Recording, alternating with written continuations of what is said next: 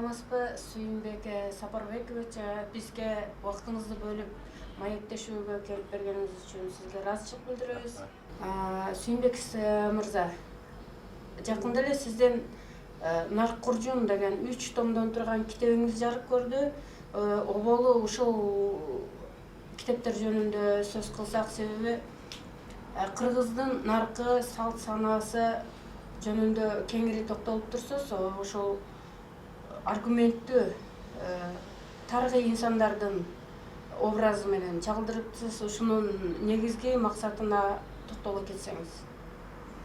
Рахмат. Биринчи туура 3 китеп чыкты. Бирөөсү ой санат, анан жол санат, анан Нарк Куржун деп атадым. Адеп мамлекеттик катчы болуп дайындалганда ишимди эмнеден баштайт?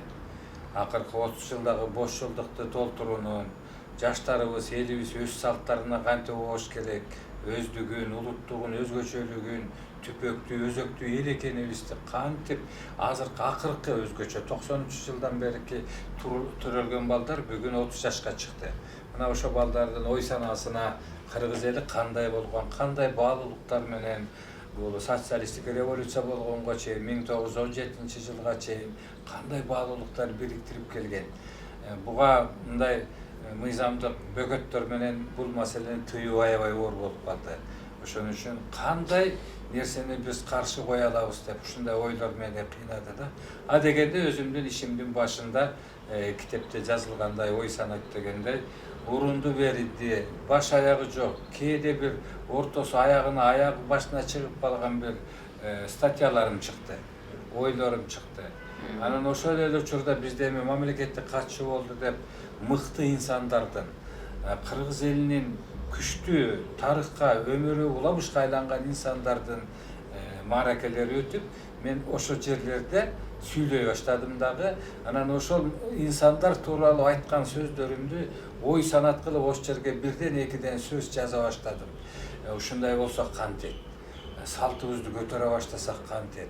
Наркыбызды көтөрө баштасак кантет? Бул кандай түшүнүк? Ааламдашкан заманда, санариптешкен заманда кандай жол менен кайрылабыз? А дегенде эле мен нарк насилден айтпай, ушу улуу инсандардын мааракелеринде сүйлөгөндө ошо кошуп айта баштадым. Ой сала баштадым. Ушундай болсо болобу деп. Анан ар кандай пикирлер пайда болду. Мен баягыдай эле дежур, тиги улам бир өлкө жетекчисинин буйругу менен барып анын сөзүн окупай эле басып жүргөн мамлекеттик катчы болот го деген дагы божомолдор кете баштады да. Мени түйшөлткөн ошол улуу иш-чараларда, мамлекеттик иш-чараларда, улуу инсандардын мааракелерин өткөрүүдө ушул ойду баштадым да ошону китепке кийүүнү туура таптым. Анан бул ой санат деп атадым биринчи. Анан экинчисинде жол санат деп. Муну эми кантип таасирдүү кылып элге жеткиребиз, кантип жол салабыз? Ар кимдин жүрөгүнөн коомго, коомдон өлкөгө, өлкөдөн кайра элге жол салыш керек эле. Көп жылдар бою салт санадан алыстап кеткен биздин инсандарыбызга өзгөчө 25 жаштан 45 жашка чейинки акыркы 30 жылда аң сезими калыптанган уул кыздарыбызга, тилге, дилге, ата энеге, бир тууганга, жерге, сууга, мал жаныбарга болгон мамиле кыргыздарда кандай болгон? Кайсы инсандар, кайсы мыкты адамдар ушуларды өздөрүнүн эмгектеринде жазып кеткен, айтып кеткен. Ошолорго таянып, ошон үчүн жана менин экинчи китебимде Түгөлбөй Сыдыкбековдун өмүрүнө, жашоосуна тиги жаза коюп, Байдылда Сарноғоев агайымдын жаза коюп, ошентип жол санат деп ошол издедим жолдорду. Каалоо таптым, сунуш ар кандай суроолорду, акылдарды айтышты, каршы дагы айтышкан болду. Биз баягы эле таз кейпибизди кийдик, баягы эле аты чыгып өлүп калган инсандарды эле жарыялап калдык деп. Көрсө нарк насил биздин улуу адамдарда жатат экен.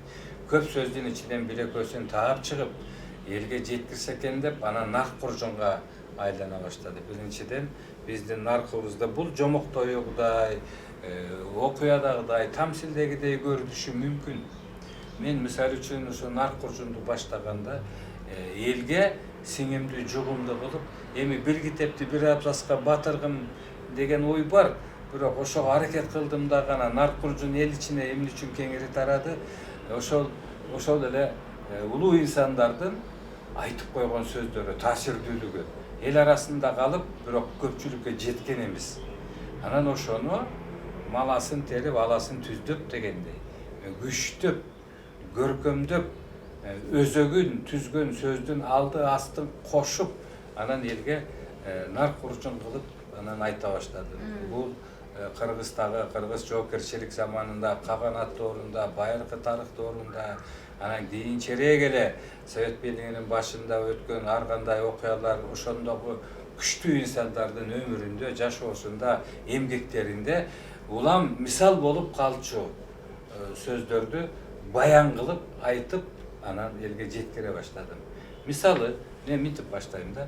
Бизде азыр Садыр Нуркожоевич Жапаров бийликке келгенден бери биздин сырткы саясат аябай күч алды. Биздин сырткы саясат жаатында иштеген адамдар тууралуу айткым келди. Анан бир баянды айттым. Жоокерчилик заман дейт, ошо жоокерчилик заманда көптөгөн колу менен душман бизге кабылып, биздин аз колубузду кыргыздарды кырып, талкалап, анан өйдө качтай тоону көздөй сүрүп салып, анан жоокерин чакырат экен, вазир, кыргыздарды жеңдик деп кубанат экен. Анан вазир айтат экен, кыргыздар миңге жетпеген аскерлер менен бизге кармашты, 1-2 жыл бою моюн бербей. Биз 50 000 аскер менен барып жарымынан көбү кырылып калды. Ханым жеңдикпи, жеңилдикпи мен өзүм деле түшүнбөй турам. 50 000 аскердин жарымы калды, тигилер 1000 аскер менен эле кармашып, ушундай ийгиликтерге жетишти. Булар бала чакасынан бери жоокер эл экен десе, хан ойлонуп калат. Кой, мен мындан ары булар менен элдешип жашайын, жердешип жашайын. Мен жеңдим деп ойлоп турсам, талкалап салган турбайбы? Вазир мыкты кишини даярдаганда кыргыздарга чабарман чаптыр, элчиси келсин. Элчиси менен мен маселе кеңешип сүйлөшүп, анан мындан ары ынтымактуу жашайлы дейт экен. Анан кыргыздардан бир элчи келет экен. Үйүнөн аттанып атканда данышмандар айтат экен, менин куржунума толтура Кыргыздын топурагына салып бергиле дейт экен. 2 куржунга толтура топурагын салып алып, анан баягы хандын, Калмактын ханынын ордосуна келет, Кыргыздын элчисин таң калтырайын дейт. Оозун ачырайын деп, 6 кабат төшөк салдырып, алтын тактыга отургузуп, өзү маңдай тактыга отуруп, атайлап өргө көтөрүп, шаан шөкөт менен тозот. Кыргыздын элчиси оозун ачып бере таң калып калсын деп. Кыргыздын элчиси келет экен дагы атынан түшүп 2 куржун топурагын көтөрүп кирип, хан тактысына отурганда аланын маңдайына отуруп жерге топуракты салып чокчоюп отуруп алат экен. Чокчоюп отуруп алат экен. Бир чет ачууланып, бир чет ызасы келген хан алдыңа алтын такты койдуруп атса, 6 кабат төшөктү, 60 жастыкты койдуруп атып, ардактуу отургузуп атсак, сиз келип алып топурагыңызды төгү үстүнө отуруп алып сүйлөшкөнүңүз кандай дейт экен. Ошондо элчи айтат экен, эй ханым, мен сени менен тең ата болуп сүйлөшөмүн. Мен өзүмдүн топурагымдын үстүндө отурам дейт экен. Ушундай көсөмдүккө, акылдуулукка там берген хан жакасын кармап, акылдын өзөгү, акылдын тереңи, ойдун тереңи, максаттын тереңи, айлакерлик сизде жаткан турбайбы деп таазим кылып баш ийип, Кыргыздын элчиси менен жакшы чечимге келет экен. Эми турдайын бул сиз экөөбүзгө, коомчулукка мен азыр жомок айткандай эле сезилди. Бирок маанисине көңүл бурсаңыз, ушундай адамдар болуш керек чет мамлекетте. Сырткы саясатты жүргөн адамдарыбыз ушундай ойлонуш керек. Ушундай айлакерлик болуш керек. Ушундай көсөмдүк болуш керек. Ушундай таасирдүүлүк болуш керек деген ойду мен баян кылып айтып койдум. Ошон үчүн айрым оппоненттерим мени жомокчу, дабдыр, акылынан адашкан, сенин жомогуңду ким угат дегендер дагы ушундан келип чыгып атат. Бирок көпчүлүгү буга таасир берди. Таасир кандай каршы элчинин кылганын. Эми ушул эле жагдайда башка бир окуяны айтып берейин. Кокон хандыгы, анын Кыргызстандагы өкүлчүлүгү өкүмдарлык кылып, бугу элинин билармандары мага келбей атат. Булар бага баш ийбей кетишти. Булардын жазасын берип, коркутуп, үркүтүп, колу башын бурап толгоп коюш керек болуп калды деген чечимге келишет дагы бугу элине чабарман чаптырат. Алдыбызга келсин. Салық туралы, жол салығы, ел салығы, от салығы, мал салығы туралы жооп беришsin деп чабарман чаптырат. Чабарман Бугу элинин мыктыларына келип жетет. Сартаке кадимки, Тилекбат эке, Токсоба төрө, Солтонкул би баары чогуларын эмне кылабыз дейт экен. Анда алардын бийлиги күчөп турган убакта. Анан Сартаке айтат экен, ушул чатакка, ушул окуяга Тилешим эле барсын, Тилекбат эке эле барсын. Бул кишиде айла көп, амал көп деп кеңеш курушканда угуп отурган Тилекбат эке ордунан ыргып турат экен. Журттун иши дегенде журканды серпип ыргып туруп кеткен киши экен. Ордунан туура барса мен барайын, бирок мени канга адасы менен жөнөткүлө. Тиги Кокон хандыгынын Ляшкер Кушбеги баары жүрөгү түшүп калсын. Хан баргандай барайын. Кошточу бергиле дейт экен, тигин келет экен. Баары бириге анан Тилекбат экени аттап тондойт экен. Жазгыч молдосун кошуп, кумганчысын кошуп, элейчи эт турагычын кошуп, бүпүлдөтүп, Сурнай Кернейдин баарын кактырып, довул басты урдуруп, дүпүлдөп, сүрбөтөп жигиттер менен анан жөнөйт экен. Ляшкер Кушбегин көздөй. Анан жолдон кыргыздын салты бар да, ардактуу кишиге жөнөгөндө мурдан коюнча улак тартып барып алдына таштаган. Ошондо Тилекбат айтат экен жигиттерге, бир улакты чала мууздагыла, жанын чыгарбай. Мен жакындаганда улакты алтып барып туруп, түйүлап канын дүркүрөткөн бойдон Кушбектин астына таштап кеткиле дейт экен. Анан баягы Окон хандыгынын өкүлчүлүгү тосуп турганда Тилекбат эке келатат дейт. Кернейчилер, Сурнайчылар, Жезнайчылар довул басып дүпүлдөп, күпүлдөп, манас айттырып, оң жагында 40 жигит, сол жагында 40 жигит асабаны көтөрүп, анан жакындап калганда кызыл жоолук байланган Кыргыздын жигиттери чала мууз алган улакты алып келип туруп, тосуп жаткан Кокон хандыгынын өкүлдөрүнүн астына таштап кетет экен. Таштаган улак туйлап атат дейт, кан дыркырап агып атат дейт, туш-тушка кан чачырап, улак туйлап атат дейт. Жүрөк түшүп калыптыр да, бул эмне деген эл депчи. Келип анан башын ийбей туруп, бар болуңуз. Мен Тилекбатмын, чакырткан экенсиңер. Келдим алдыңарга дегенде, Тилекбаттын сөөлөтүнөн коркуп, дөөлөтүнөн коркуп, коштоп келген күч, өкүмдар сөзүнөн коркуп, туйлап аткан улактын кан чачырап тегерегенин бар. Баары жүрөгү түшүп калган эмелер Кыргызга кандай кылган эмелер 3 бүгүлүп мамиле кылып, 3 ийилип жүгүнүп, жакшы келишим менен бүткөн экен. Чоң алыстан баштадыңыз. Бул болгону элибизде айтылып калган окуя. Тилекбат эке кантип таасир көргөзгөнү. Кокондун жанагы салыкчыларына, Кокондун өкүлчүлүгүнө кандай айлакерлик. Мунун максаты эмне? Бу дагы жомокпу? Мунун максаты эмне? Кыргызда ушундай айлакер адамдар керек азыр. Ушундай айлакер төөнү дагы жүгү менен төөнөгүчтүн көзүнөн алып өткөн айлакер, чебер адамдар керек. Мыкты ойлонгон, терең ойлонгон адамдар керек да. Мына мен ушул максатты ушул окуяны жазып койдум. Анан эси бар адам, окуган адам түшүнөт. Наркыбызда, салтыбызда биздин ата бабаларыбыз чөйдөрү оозун ачып жүргөн адам эмес экен. Конокко барышты дагы, чакырганда кандай кабыл алышты дагы ушундай акыл менен, айлакерлик менен барып таасир этип, өз жемин жедирбей, ат менен барып аттын үстүнөн келген адамдар экен деген нарк. Муну азыркы окуган жаш эмне болот? Ошондой болгусу келет. Айлакер болгусу керек, амалгөй болгусу керек. Ушундай кыйын кырдаалда камырдан кылды сууруп чыккандай маселени чечип кеткен адамдар керек. Азыр журттун баары, элдин баары эле тең ата. Өзбек туугандар, казак туугандар, түркмөн туугандар, жада калса биздин Кыргызстандын ичинде жашаган улуттарыбыз дагы тең ата. Бой көтөрөт. Мына ушундай учурда ушундай көсөмдөр керек. Мурда болгон экен, быйылда болуш керек. Эми ал убакчылап азыркыдай тирүүлөй улакты чала болуздап таппайт, бирок ошондой айлакерликти ойлонгон мамлекеттик жетекчилер, мамлекеттик кадрлар керек деген ойду мен жанагындай баян кылып айтып коюп атам. Түшүнгөнү түшүнүп атат, түшүнбөгөнү бул жомокчу деп атат. Жомокчу дегени мага жагат. Жомокту кыйын киши айтат, билген киши айтат. Мурда деген 100 жыл мурда биз экөөбүз көтөргөн соткабыз тартып аткан камера, мунун баары жомок беле.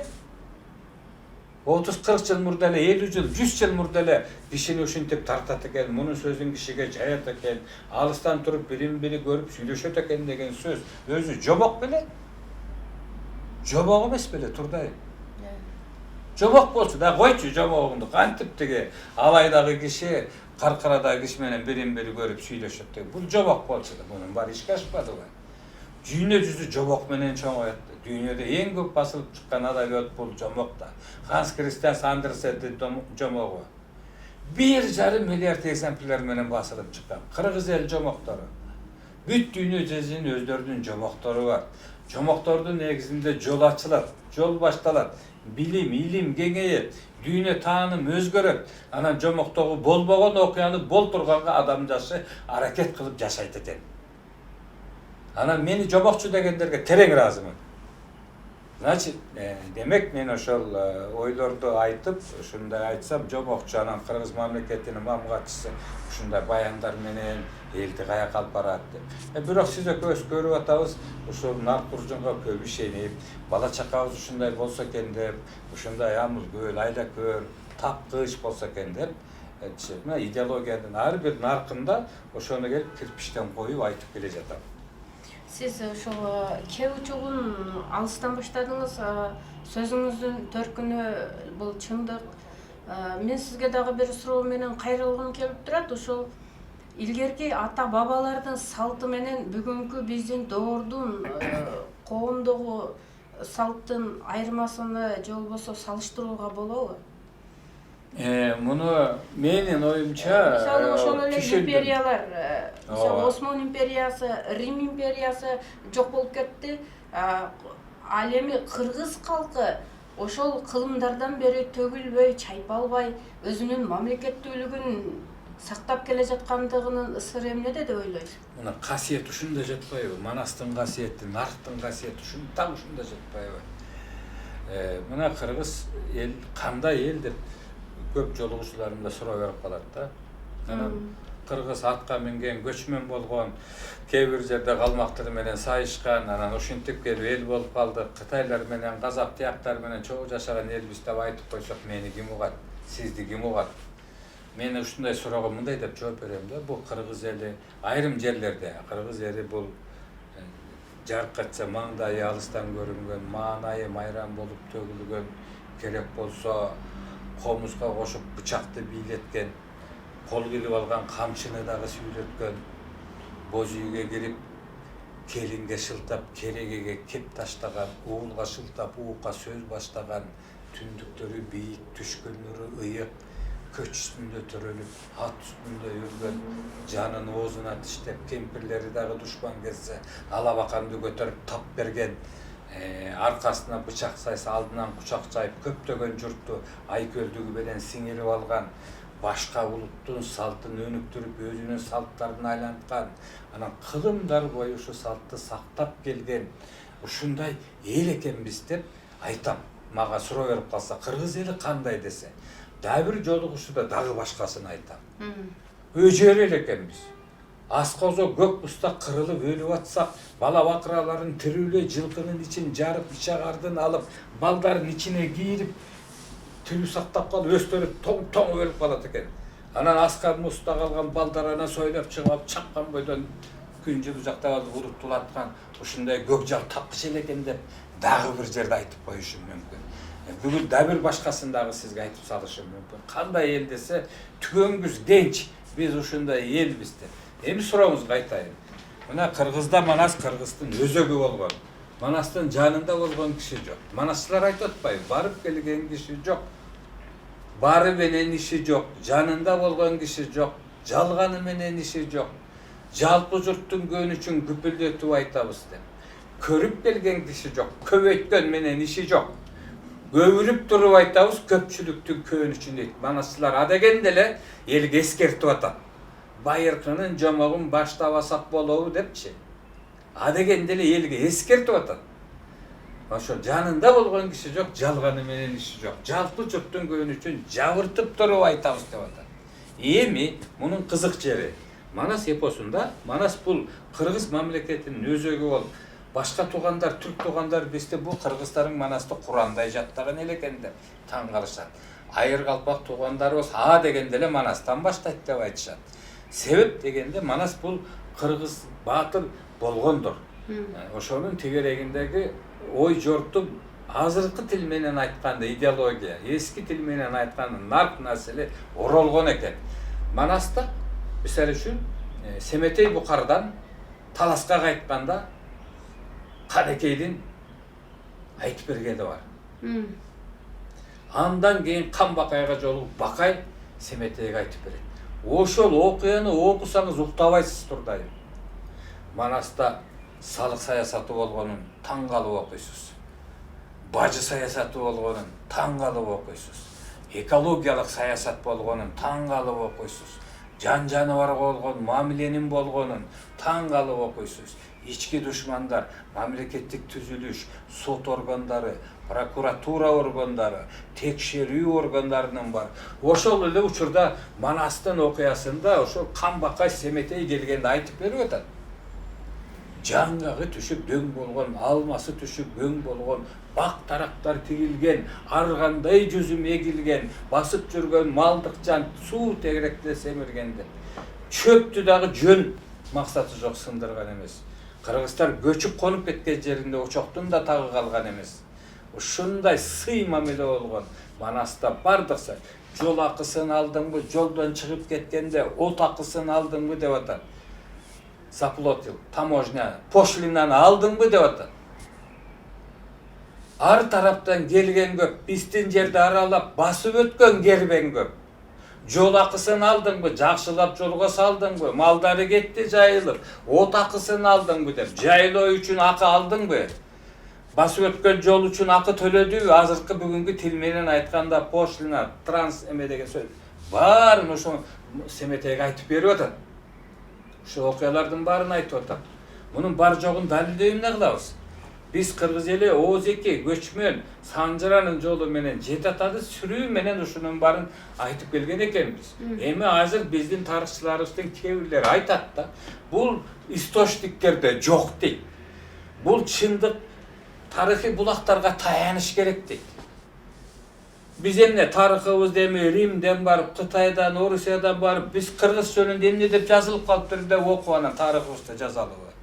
Көчмөн болуп көчүп жүрсөк, миллиондогон гектар талаларда көчүп, мына ушул нарк, кыргыз наркы салты бул чыныгы булак болуш керек биздин тарыхыбыздын. Ал эми тарыхчылар болсо так илимди жакшы көрөт да. Бул жөнүндө каякта жазылыптыр? Жок, Кытай досторубуз жазбай койсо биз жокпуз бенде. Орус туугандарыбыз жазбай койсо биз жокпуз бенде. Сөзсүз түрдө Кыргыздын өсүп өнүгүүсүндөгү окуялар бир тарыхый булак болуп бир документке жазылыш керек бекен. А жазбай коюш эмне болду? Ким жазып жүрүптүр биздин көчмөн талааларыбызды? Отурукташкан элдер жазып калган тарыхтарын. Кытай отурукташкан эл дүйнө жүзү отурукташкан. А көчмөн элдердики жалаң Оозеки кеткен. Мына ошону катары булак катары кабыл алышыбыз керек деп тартынбай туруп кабыл алыш керек деген пикирди айтып жүрөм да. Эми ошол Манастагы окуяда жанагы боз үйдүн эле түрлөрү, кашыктын түрлөрү боз үйдө идиш аякты жасайт дебейт да, кырат дейт. Жыгачтан кырып жасаган да. Эмне деген сөздөр? 100дөн ашууда Көкөтөйдүн ашында 200 тилмеч иштептир. Элестетип көргүз, 200 тилмеч иштептир. Демек Кыргызстандын ошондо Көкөтөйдүн ашына көптөгөн эл келген экен. 200 улуттун өкүлү келген экен. 200 тилмеч жетишпей, ошол эл котормочулар иштеген, азыр котормочу деп мен айтпайм, тилмеч деп айтам. Переводчик деп коесуңарбы? Синхронный переводчик дегенсиңер го. Ал Кыргызста тилмеч эле деген. Ушундай болуп, көптөгөн улуттардын өкүлү, көптөгөн өкүлдөр какылды. Анан Көкөтөйдүн ашына чакырган окуядагы жүрөгүң дүркүрөйт. Кыргыздардын тегерегин четтин баарын кокутуп, мокотуп, үркүтүп, басым көргөзүп чакырган экен да. Көкөтөйдүн уулу Бокмурун жаш Айдарды Мааникерге мингизип кабарга чаптырат. Чакырды. Анан Музбурчакка баргында Көкөтөйдүн ашына көп сүйлөбөй келсинде, эгер келбей баш тартса Көкөтөйдүн көк тусун төбөсүнөн көрсүндө деп өкүмдүк менен чакырып атат. Коркутуп чакырып атат, кел бир жериңди кызып деп. Тигил жака баргының, андан кабар алгының. Ар кайсынын сүйлөбөй, алдыма бүгүн келсин де, алдыма бүгүн келбесе көкөтөйдүн көктүсүн төбөсүнөн көрсүн де деп коркутуп чакырып атат. Зөкүтүп чакырып атат. Бул көкөтөйдүн ашы деп чакырып атат. Мындай дене дүркүрөгөн окуяда көкөтөйдүн ашы бул илгерки эле Троя окуясындай болгон, чоң окуя болгон. Миңдеген уруттар келген, айлап жылдап даярдыктар көргөн. Азырда көптөгөн адамдар жанынан курман болушкан. Мына ушундай элбиз бизчи, Турдайым, ушундай элбиз. Манасыбыз сиңирилген. Окуябыз жолук салынгандан баштап башкача кийингенибизден баштап, ичкен тамагыбыздан баштап, айдап чыккан малыбыздан баштап Манаста жазылган. Ал эми кыргыз элине кеңири тараган макалдар, лакаптар, уламыштар, баяндар ошол Манас конституциясынын беренелери сыяктуу мен кабылдайм. Бул менин жеке, балким элдер тайпой дейби, жеке оюм. Мага ошол ууру кылба, ушак айтпа, төшөккө карап путуңду сун, кул кутурса кудукка кайырмак салат деген макалдар ушул эмедей, статьялардай, беренелердей сезилет да мага. Эл көрсө эмне эл укпасын, Кыргызда элден чыгып калуу деген жаза бул өлүп эле алыш керек. Бул жазанын эң жаманы, эң оору. Андан көрө кыйноого чыдап, элде калган жакшы да элден бөлүп таштаганда. Журтка таштап кеткенден болду. Киши эмесиң, малдан да жамансың. Ошон үчүн элден чыгып калбайлы деп өлүп беришкен. Эл ичинде бололу деп. Мына бул бүтүндөй мамлекеттик укук тартибиндеги кодекстерди алмаштырып койгон. Статьялардын баарын алмаштырып койгон. 100 жылга кесилсин, 20 жылга кесилсин, тигиндиктер, милдиктер. Ар бир кыйноолору болгон Кыргызстандагы. Бийлери, казылары чечим чыгарган. Мына карабайсызбы, кандай нактуулук. Бул эң жаман, эң оор жаза мындан 100 жыл мурда элден чыгып калуу. Бүт дүң этип элге тарап кеткен. Ал элден чыккан деп кошпойт. Укум тукумуна наалат кеткен. Бул элден чыгып калган баланчанын баласы деп. Укум тукумуна наалат кетет. Ошон үчүн өлүп эле алганда, карабайсызбы, кандай мен ошон үчүн айтып калдым да, мыйзамдан күчтүү салттары бар элбиз депчи. Биздин салттарга эч кимдин күчү жетпейт. Англияда бизди салттар башкарат деп сыймыктанат. Конституциясы жок. 9 том салтты жазып алышкан.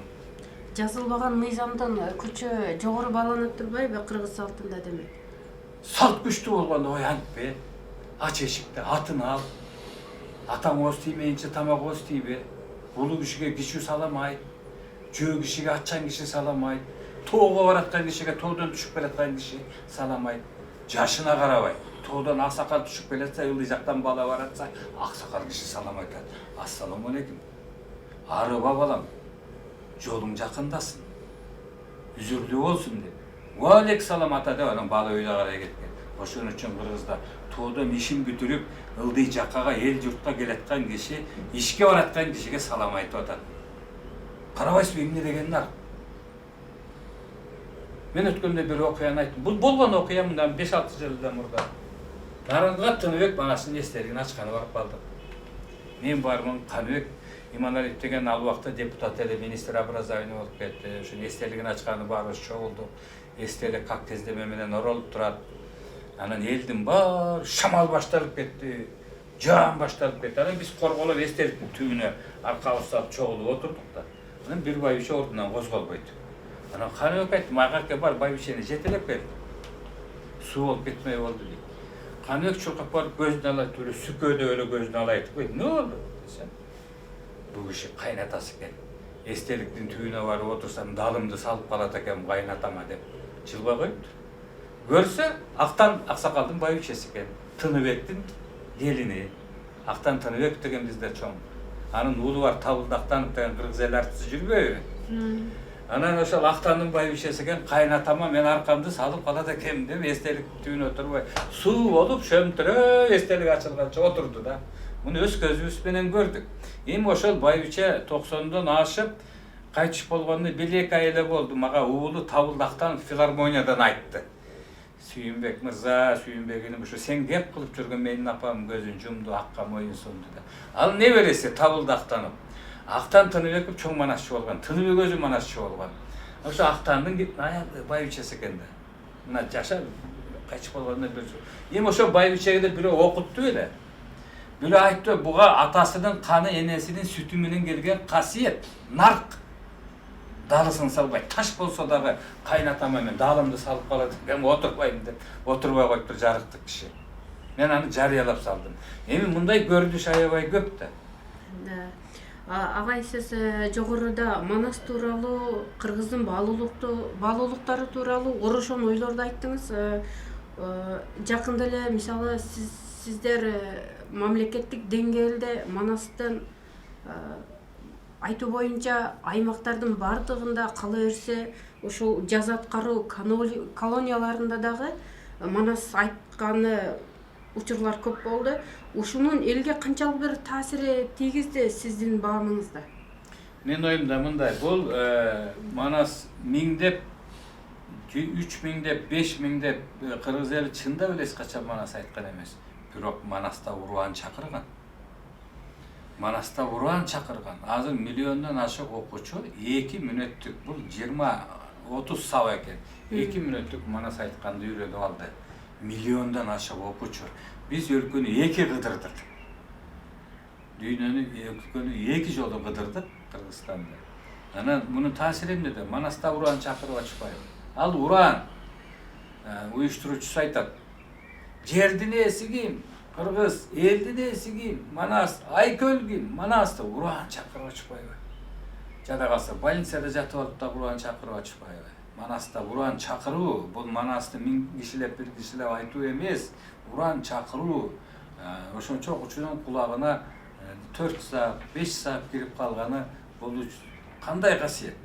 Менин оюмча бул абдан ийгиликтүү долбоор болгон, бул долбоор улантып болуш керек, улантабыз. Бирок жана генерал Камчыбек Ташиев белгилеп кеткендей, адегенде өтө кылдаттык менен, дыкаттык менен коопсуздук иш-чараларды уюштуруш керек. Бекем ошол органдарга эртерээк кат жасап кайрылыш керек. Генерал туура эле айтып атат. Бул адегенде мындай чоң иш-чараны баштаарда тиешелүү органдардын баары билиш керек эле. Мунун баары билип эле жакшы болуп келген, ошол жерден бир шалакылык болуп кетти, кызык деп айтыш да оңой эмес. Анан ошол 5 киши чогулган жерге өздөрү да билип мындай эмелерди коюш керек эле да. Анан ошо генералдын айтканы бул жерде абдан тартип керек болчу, массалык жер болгон, ташка тамга басылганда эле айтылган себеп дегенде бирөөнүн баласы, ошончо киши ойлонуш керек эле да, ошол жерде уюштуруучулар да ойлонуп, коопсуздук маселелерин бийик коюш керек эле. Ошон үчүн мындан аркы мындай иш-чара улана турган болсо, биз абдан кооптук иш-чараларына көңүл бургула деп мен сунуш айтам. Тилекке каршы буйрук берген укугум жок. Мен өкмөттө мүчө эмесмин. Бирок өзүмдүн кесиптештериме, министрликтерге кайрылам уюштуруу маселесинде, коопсуздук маселесин жакшы карагыла деп. Ошондон эле болду. Бирок бул абдан касиеттүү нерсе. Мен айттым го, Манасты түрмөгө чейин барып алып айттык, прокурорлордун кабинеттерине кирип алып айттык, жетекчилердин кабинеттерине кирип алып айттык. Бул жакшы иш-чара деп ойлойм. Журт косколуп атат азыр. Нарк, насил деп косколуп атат. Көрүнгөн жерде азыр нарк, насилди айтып атышат, салтты айтып атышат. Жакшы. Мен жакшы пикирдемин, жакшы ойлойм. Ушул жерден дагы бир суроо бере кетким келип турат. Ушул Кыргызстанда жакындан бери ушул ысырапкорчулук маселесине келе турган болсок, мисалы жарылыктар чыккандыгына карабай, бирок аштойлордо дагы эле ысырапкерчиликке жол берүү фактылары дагы эле болуп жатат да. Туура. Муну кандай кылып бир жолго коюунун жолдору барбы? Президент Садыр Жапаровдун тиешелүү жарлыктары чыкты. Бир дагы жарлыгында тыюу жок. Минткиле, тигинткиле, союлбасын, же союлсун, же мынчасы союлсун деген бир сөз жок. Садыр Жапаровдун жарлыктарында ысырапкорчулукка жол берилбесин. Бир, бул тыюу эмес да. Ысырапкорчулукка жол берилбесин. Атаандаштык болбосун. Ар ким өзүнүн алынын жарасына болсун. Жамандык күтпөй келет экен. Жаманчыкта кан чыгаруу, мал союу болбой эле койсо, чыгарбагыла деген жок. Болбой эле койсо, бул күтпөгөн да. Кырсык да. Мен келем деп айтпайт экен, телефон чалбайт экен. Зыян болуп калды. Аны ошо учурда мал издеп жүргөнүң баары туура эмес, одоно көрүнөт экен. Ушуга көңүл бургула, кийинчерээк Куран окутуп койгула деген эле абдан жакшынакай эч кандай тыюусу жок эле, бирок жол бербегиле. Атаандашпагыла. Менин балам кыйын, тигинин бала бакканым 20 жылкы болсо, 100 жылкы болсо, 1000 жылкы болсо, атама 1 жылкы сойбой эмне болупмун деп айтып атышпайбы? Президент сойбо же сой деп айткан жок да, ал айтып атат. Ысырап колчулукка жол бербегиле, атаандыштыкка жол бербегиле, жалган салттарга жол бербегиле. Күпүлдө бириңере бириң атаандаш, бириң кредитке батып, бириң бар малыңды союп, журт ичиндеги өрт кетпесин деп атат. Анан ушуну элге түшүндүрүүдө алешемдик кетип атат. Элге түшүндүрүүдө алешемдик кетип атат. Ошон үчүн тойдо болсо дагы, аш тойдо болсо дагы, өлүктө болсо дагы ысырап колчулукка, жөнү жок атаандашууга, чиренүүгө, меники бар, сеники жок деген ушундайларга жол болбосун, ушундайларга бөгөт койгула деген гана аруу таза сунуш болду. Азыр алып чыгалы указды, тыйылып турабы? Митсин, тигин деген жок да андай.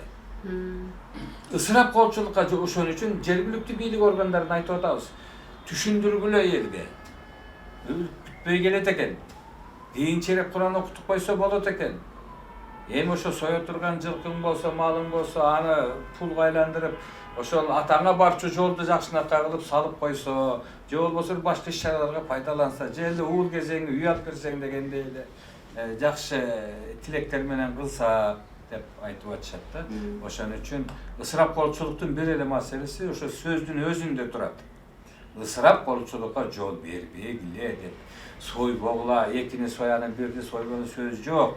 Бирөөнүн шарты болгон чыгар. Бирөөнүн шарты жок. Бул ошондой да. Ошон үчүн ошо жол бербеш керек, буга айтыш керек, түшүндүрүп айтыш керек. Өзгөчө жанагы атаандаштык жаман кылып атпайбы? Агай, ошол акыркы суроолорумдан болсун, жакында эле ошол Ысык көл облусундагы көлдүн үстүндө жанагы Рух Ордо комплексинин үстүндө комуздун принципте тууралуу баягы бир комуздун үлгүсүндөгү жолду салып атышат. Ошого коомчулуктар кандай пикирлер айтылып, бул пикир ошол президенттин деңгээлине чейин жетти. Бул жерде көпчүлүк ушул сиздин дагы пикириңизди күткөндөр жок эмес да, буга сиз кандай дейсиз? Мен пикиримди жаздым. Мен жеңилдим. Жеңилдим дегеним ушул, Кыргызда камчы, калпак, комуз дегеле улуттук белгилерди буттун астынан көрпөй, куттун үстүнөн көргөн элбиз. Мүмкүнчүлүк бар экен, өзгөртүп койсок болот го деп жаздым. Башында президентке ыраазычылыгымды билдирдим. Баракелди урматтуу президент, дагы бир жолу кайрылып эл менен кеңешкениңиз абдан жакшы болду. Көзү жетпесе көпчүлүктөн акыл сурайт экен. Баракелди урматтуу президент, сиз элге кайрылдыңыз деп. Анан мен дагы элге кайрылдым, президенттин саясатын улап. Ушундай экен бизде. Ушундай салтыбыз бар, мүмкүн болсо ушундай болот. Бирок көпчүлүк кандай чечимге келсе, биз да ошо чечимге баш ийелик. Өлкөдө тартип керек деп. Кече жакын арада 96%га жакын комуз сөлөкөтүндөгү пирс курулсун деген сурамжылоодон 96%га жакын эл курулсун дептир. Алыстан биздин комуздун сөлөкөтү көрүнүп турсун, боз үй көрүнүп турсун. Бул дагы изги тилек, жакшы тилек, аксанатай эле ой. Бирок элибиздин жанына жанагы дүртетип кетти да. Комузду тебелебизби депчи. Чын-чынына келгенде бул ошондой долбоор. Мен чынында өзүмдүн пикиримди ачык айттым, ачык жаздым, өзгөрчөк болот эле деп. Бирок көпчүлүк кандай чечимге келсе ошого баш ийелик деп. Анан айтарым ошол, көпчүлүк ошо 96% менен комуз сөлөкөтүндө, комуз формасындагы пирс салысын деп добуш берген экен. Анан ошонун негизинде президент чечим кабыл алды. Президент чечимин сыйлаш керек бардык жерде. Менин оюм башка болчу. Мен оюмду айттым. Кайра кайталап басым көргөзгөнүм туура келбейт го. Бийик эле койсок деген ойду айттым. Анан көпчүлүк башкача болду. Ошон үчүн айтып атпаймынбы, мен бул сурамжылоодо жеңилдим. Урматтуу көрөрмандар, биз менен маекте Кыргыз Республикасынын мамлекеттик катчысы Касманбетов Сүйүнбек Сапарбекович болду. Сизге чоң рахмат агай, биздин маектердө болуп ушул өзүңүздүн орошон ойлоруңузду ортого салгандыгыңыз үчүн рахмат. Сиздин бул пикирлериңизди кыргыз сөз баккан эл болот. Сиздин ар бир сөзүңүздү эл дагы жакшы жагынан кабыл алып жатат. Бул соц тармактарда белгилүү эле болуп турат. Сизге дагы бир жолу терең ыраазычылык билдиребиз. Рахмат.